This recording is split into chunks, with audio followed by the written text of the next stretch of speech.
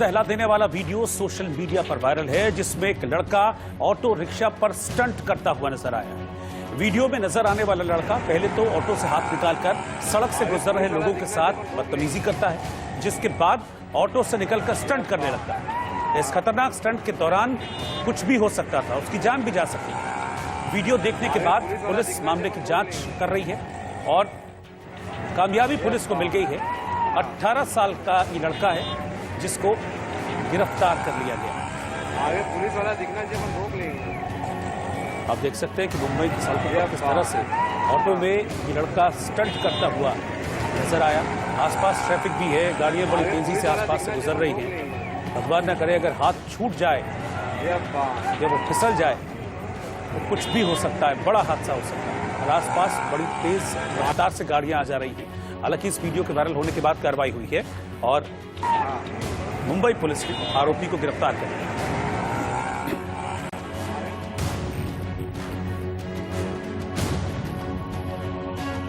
लड़का है, रिक्शा चलाते हुए अपना पूरा शरीर बाहर निकाल कर स्टंट करते हुए दिखाई दे रहा था।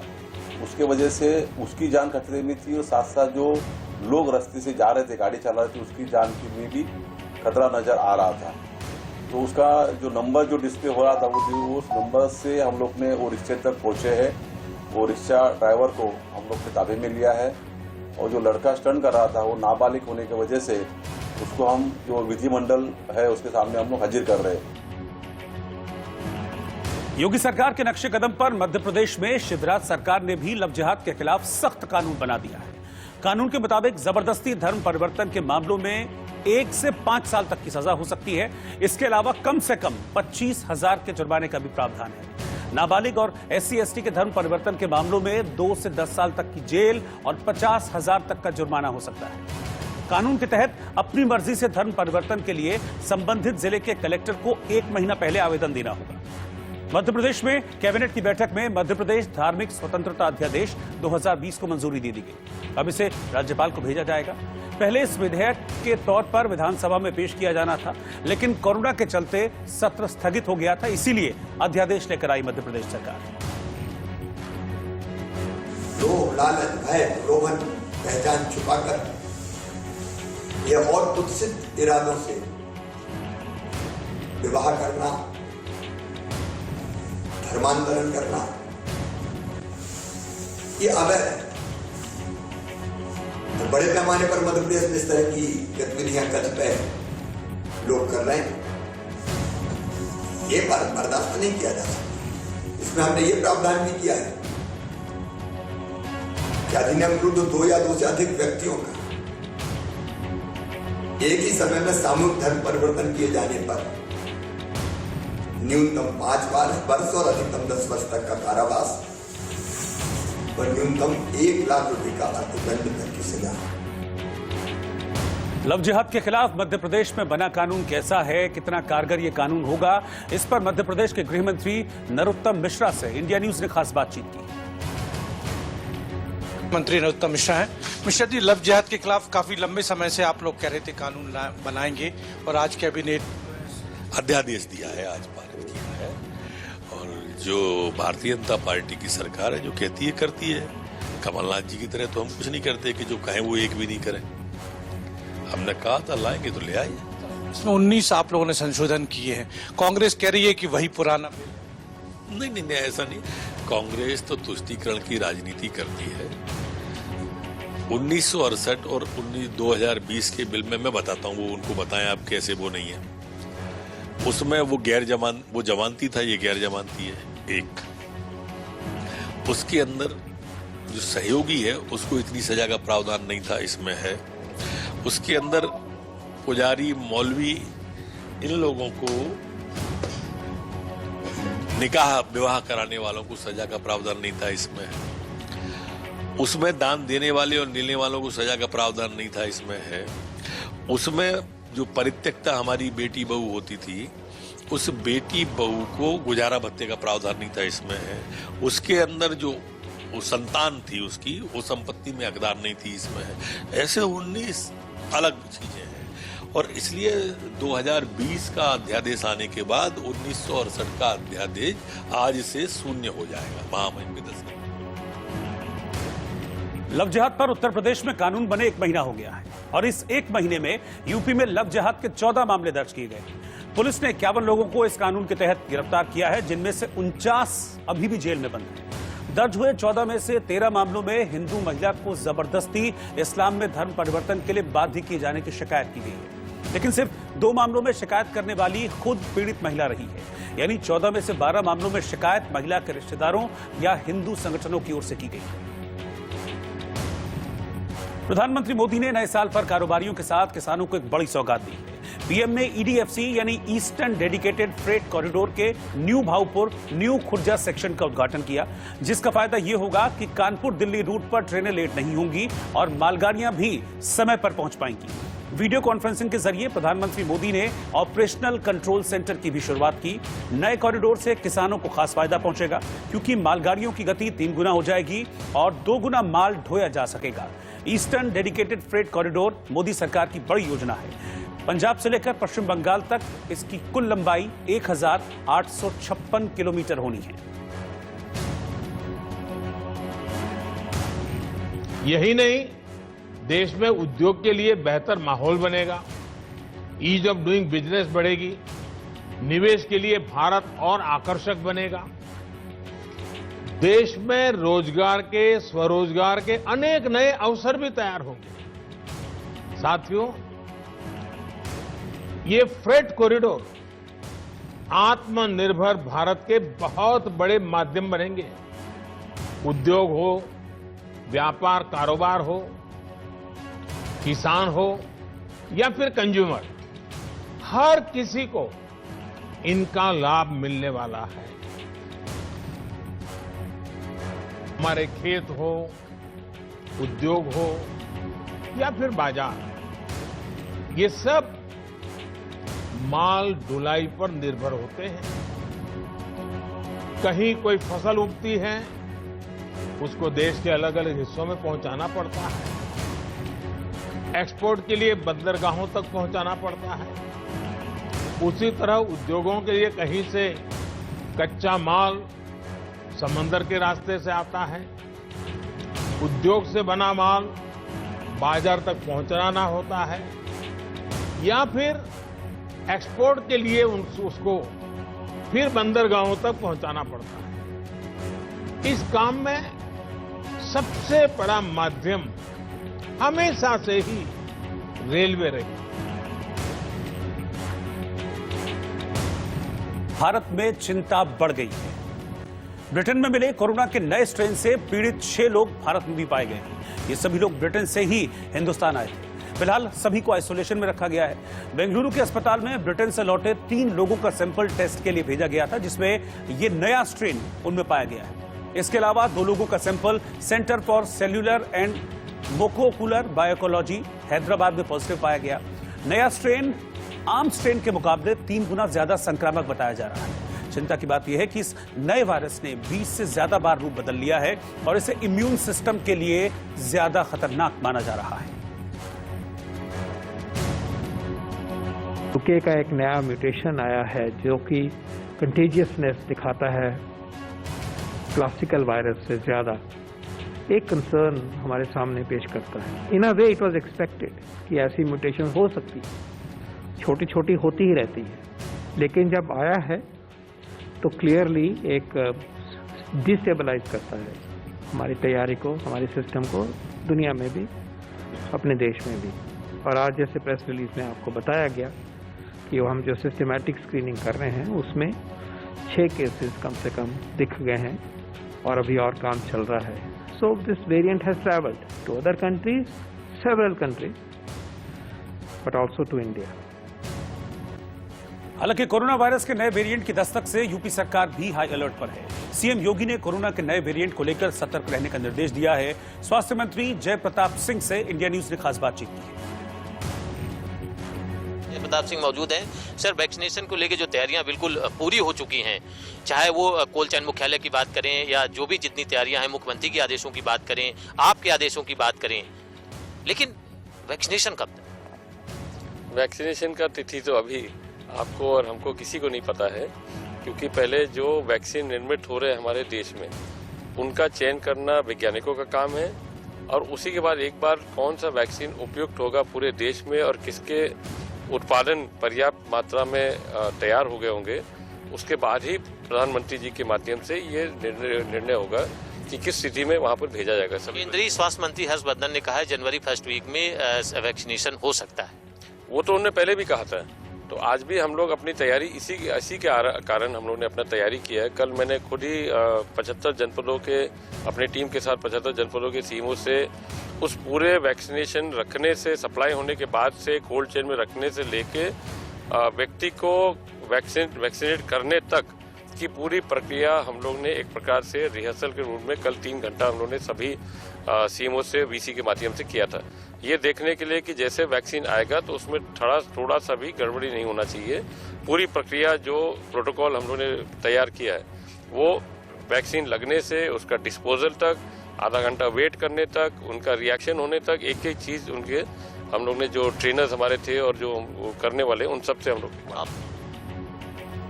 अजिंक्य रहाणे की कप्तानी में भारतीय टीम ने ऑस्ट्रेलिया को दूसरे टेस्ट मैच में 8 विकेट से हरा दिया। 4 मैचों की टेस्ट सीरीज अब 1-1 की बराबरी पर है। इस जीत के साथ ही रहाणे ने एक रिकॉर्ड बनाया है। वो 3 टेस्ट में कप्तानी कर चुके हैं और तीनों ही मैच भारत जीता है।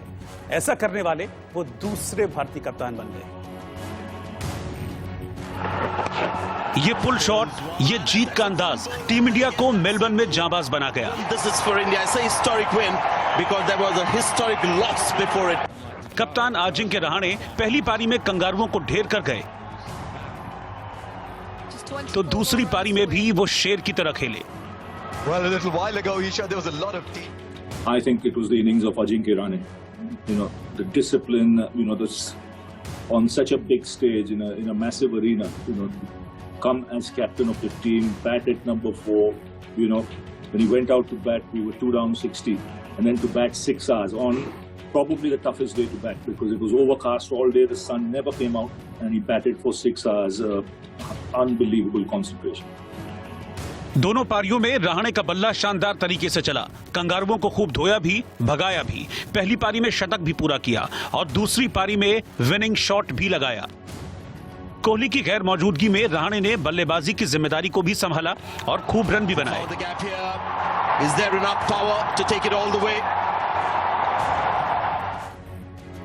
दोनों पारियों में रहाणे ने कंगारुओं के खिलाफ शानदार बल्लेबाजी की और आंकड़े भी जिसकी बानगी दे रहे हैं। इसी के साथ मेलबर्न में शतक के साथ टीम को जीत दिलाने वाले रहाणे दूसरे भारतीय कप्तान भी बने जिन्हें मैन ऑफ द मैच चुना गया। कंगारुओं के लटके हुए चेहरे बता रहे हैं कि रहाणे की मार उन्हें कितनी जोर से पड़ी है। ये जीत ऐसे वक्त में आई है जब भारतीय टीम पहला टेस्ट मैच बुरी तरह से हारी थी। उसके बाद कंगारुओं को इस तरह से हराना, दोनों पारियों में कंगारुओं का 200 का आंकड़ा पार न कर पाना, ये गेंदबाजों की भी बड़ी कामयाबी है। जीत मिली है और शोर भी मचेगा ही। और भारतीय फैंस के लिए अच्छी बात यह है कि ये शोर भारतीय टीम का है, रहाणे के जोर का है, जिसकी शुरुआत दूसरे टेस्ट में हुई है और अभी तो ये दूर तक जाएगा। मेलबर्न में मिली इस जीत के हीरो बल्लेबाज शुभमन गिल और तेज गेंदबाज मोहम्मद सिराज भी रहे। मेलबर्न टेस्ट में डेब्यू मैच खेल रहे गिल ने अपने बल्लेबाजी से सबको प्रभावित किया, तो वहीं मोहम्मद सिराज ने अपने डेब्यू मैच में दोनों पारियों में कुल 5 विकेट चटकाए। वो 7 साल बाद डेब्यू मैच में 5 विकेट लेने वाले भारतीय गेंदबाज बने। ने डराया, गिल ने मारा और टीम इंडिया ने कंगारुओं को मिलकर हराया। मैच पहला था, लेकिन जोश उससे भी ज्यादा था। नतीजा सबके सामने।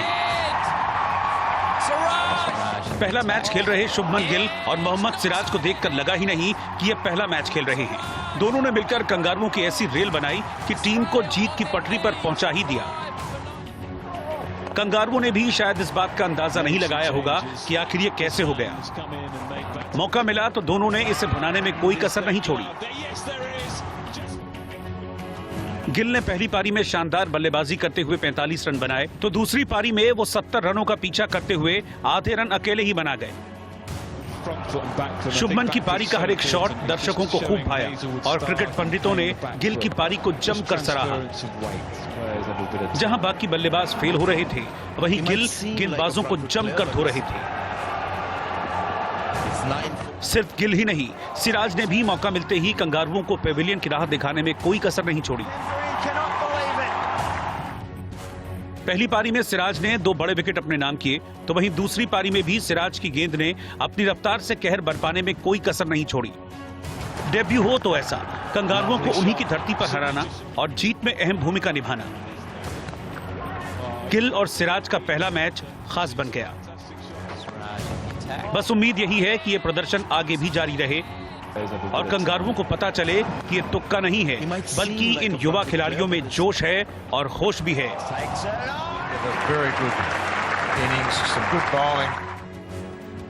उत्तर प्रदेश में 2022 के विधानसभा चुनाव को लेकर अभी से सरगर्मी है। मशहूर शायर मुनव्वर राणा की बेटी सुमैया राणा ने सियासी पारी की शुरुआत करते हुए समाजवादी पार्टी का दामन थाम लिया। सुमैया राणा लखनऊ में नागरिकता कानून के खिलाफ मोर्चा खोलने को लेकर चर्चा में आई थी। उस मामले में उन पर केस भी दर्ज किया गया था। अब बाकायदा सियासी पारी शुरू करने के मकसद से सुमैया ने समाजवादी पार्टी ज्वाइन कर ली। पार्टी अध्यक्ष अखिलेश यादव की मौजूदगी में उन्होंने पार्टी की सदस्यता ग्रहण की। इसके अलावा बीएसपी से निष्कासित किए गए 2 नेताओं ने भी समाजवादी पार्टी ज्वाइन की। बीते कुछ वक्त में कांग्रेस और बीएसपी के कई नेताओं ने समाजवादी पार्टी का दामन थामा है। इस मौके पर अखिलेश यादव ने राज्य में सरकार बनाने का दावा किया और बीजेपी पर तीखा हमला बोला। समाजवादी पार्टी में शामिल हो रही सुमैया राणा जी, उनके साथ जितने भी और साथी शामिल हो रहे हैं, मैं उन सब का बहुत बहुत धन्यवाद और स्वागत करता हूं। गोंडा और आसपास के देवीपाटन मंडल के बहुत ही महत्वपूर्ण नेता कार्यकर्ता आज समाजवादी पार्टी में बड़ी संख्या में शामिल हो रहे हैं, सदस्यता ले रहे हैं और आने वाले समय में समाजवादी लड़ाई को और गरीबों तक पहुंचाने के लिए लगातार काम करेंगे। और वह यूपी सरकार के मंत्री मोहसिन रजा ने इस पर तीखा पलटवार किया। शायर मुनव्वर राणा की बेटी को ज्वाइन कराया, जो अभी चंद दिन पहले तक देश में और उत्तर प्रदेश में घूम घूम कर देश के कानून के खिलाफ लोगों को भड़का रही थी, लोगों को बाकायदा उकसा रही थी, बवाल करा रही थी, पत्थरबाजियां करा रही थी। वो उसको आज उन्होंने अपने मंच पर बुलाकर ये बात साफ कर दी कि जो देश विरोधी गतिविधियों में रहेगा, जो आतंक के समर्थन में खड़ा होगा, उसके बाप को आप सबने देखा कि कुछ दिन पहले अभी उसने साफ तौर पर कहा मुनव्वर राणा ने कि आतंकी अगर कत्ल कर रहे हैं तो सही कर रहे हैं, उनका अधिकार है, तो आतंकियों को महिमा मंडित करने का अधिकार समाजवादी पार्टी के पास है। दिल्ली की केजरीवाल सरकार ने सरकारी स्कूलों की मिड डे मील योजना में बड़ा बदलाव किया है। सरकार ने फैसला किया है कि अब से सभी छात्रों के नाम पर उनके अभिभावकों को राशन दिया जाएगा। यानी अब अभिभावक राशन किट बच्चे के स्कूल से ले सकते हैं। केजरीवाल ने mid day meal ration kit योजना की शुरुआत की और राशन किट लॉन्च की। दिल्ली सरकार दिल्ली के सभी सरकारी स्कूलों में पढ़ने वाले बच्चों को मिड डे मील मुफ्त में उपलब्ध कराती है। लेकिन कोरोना वायरस के चलते दिल्ली में स्कूल लंबे वक्त से बंद हैं। इसीलिए दिल्ली सरकार मिड डे मील की जगह छात्रों के अभिभावकों के खातों में मार्च महीने से अब तक का पैसा ट्रांसफर कर रही है। लेकिन अब दिल्ली सरकार ने छात्रों को नए तरीके से मिड डे मील देने का फैसला किया है। राशन किट में प्राइमरी क्लास के छात्रों के लिए कुल 20 किलो और अपर प्राइमरी के लिए 30 किलो अनाज और तेल मिलेगा। इस राशन किट में 6 महीने का राशन होगा। बच्चों की पढ़ाई की समस्या थी, जिसके लिए दिल्ली सरकार ने ऑनलाइन क्लासेस शुरू की हैं और वो ऑनलाइन क्लासेस लगभग 94% बच्चे अब उसका लाभ उठा रहे हैं। लेकिन जो मिड डे मील जो रोज़ बच्चे स्कूल आया करते थे, खाना खाते थे, वो जब से कोरोना हुआ है, स्कूल चूँकि रेगुलर क्लासेस नहीं चल रही तो मिड डे मील अब बच्चों को नहीं मिल पाती। तो पहले शुरू में हम लोगों ने बच्चों को के पेरेंट्स के अकाउंट में मिड डे मील के बराबर पैसे डालने चालू किए। लेकिन आज से दिल्ली के अंदर हम उनके पेरेंट्स को ड्राई राशन देने की योजना शुरू कर रहे हैं। तो अगले 6 महीने के लिए हर बच्चे के एक किट बनाया गया है, जिसमें गेहूं, चावल, दाल और तेल हर बच्चे को अगले 6 महीने के लिए जितना ज़रूरत पड़ेगा उतना उनके बच्चों को, उनके पेरेंट्स को हम किट के तौर पे दे रहे हैं। अभिनेत्री कंगना रनौत ने एक बार फिर शिवसेना पर निशाना साधा है। अभिनेत्री कंगना रनौत ने लंबे समय के बाद मुंबई आने पर सिद्धिविनायक मंदिर पहुंचकर भगवान का आशीर्वाद लिया। कंगना ने मंदिर से निकलने पर कहा कि यहां रहने के लिए सिर्फ बप्पा की अनुमति चाहिए। उत्तर प्रदेश में फिरोजाबाद के सिकंदरपुर में छेड़छाड़ का विरोध करने पर आरोपी ने लड़की के परिजनों पर तमंचा तान दिया। इसके बाद मौके पर हंगामा खड़ा हो गया। वहीं आरोपी इसके बाद मौके से भाग निकला।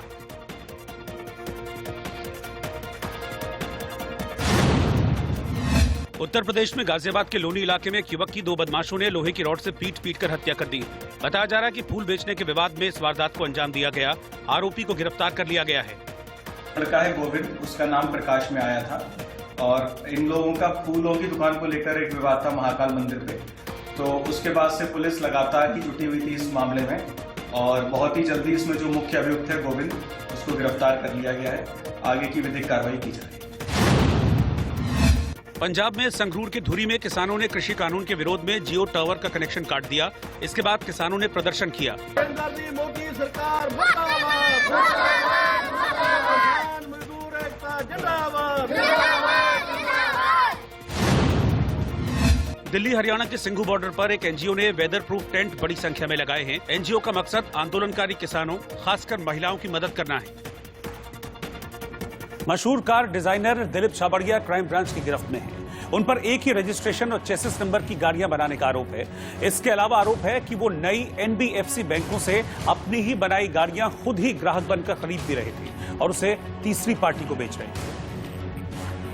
महंगी कारें या फिर बहुत डिजाइन वाली कारें आप तक फिल्मों में देखी होगी या फिर बड़े बड़े उद्योगपति या फिल्म स्टार्स के पास देखते हैं जिनका नाम है दिलीप छाबड़िया, जो वही कार डिजाइन करते हैं जो अब तक तमाम बड़े बड़े फिल्मों में देखा करते हैं आप। और उस दिलीप छाबड़िया को मुंबई पुलिस ने गिरफ्तार कर लिया है धोखाधड़ी और तमाम बड़े अपराध के मामले में। ये वही कार आप देख रहे हैं इस वक्त मुंबई क्राइम ब्रांच, जो मुंबई का हेडक्वार्टर है पुलिस का, उस कैंपस में यह कार खड़ी की गई है और इसके मालिक दिलीप छाबड़िया, जो कि एक बहुत बड़ा नाम है देश भर में कार डिजाइन को लेकर, उनको गिरफ्तार कर लिया है। और गिरफ्तार किस सेक्शन में किया गया आप देखिए, जो ये कार यहाँ जब्त की गई उसमें साफ साफ लिखा भी गया है 420, 465, 467, 468 और 120B भी लगाया गया है। ऐसे तमाम आप जो गंभीर अपराध हैं उसके तहत मामला दर्ज किया गया है और इस कार को भी जब्त किया गया है। आपको बताते चले कि कार क्यों जब्त किया है और क्यों दिलीप छाबड़िया गिरफ्तार किया गया। दिलीप छाबड़िया गिरफ्तार करने का मकसद साफ है कि 137 ऐसी कारें हैं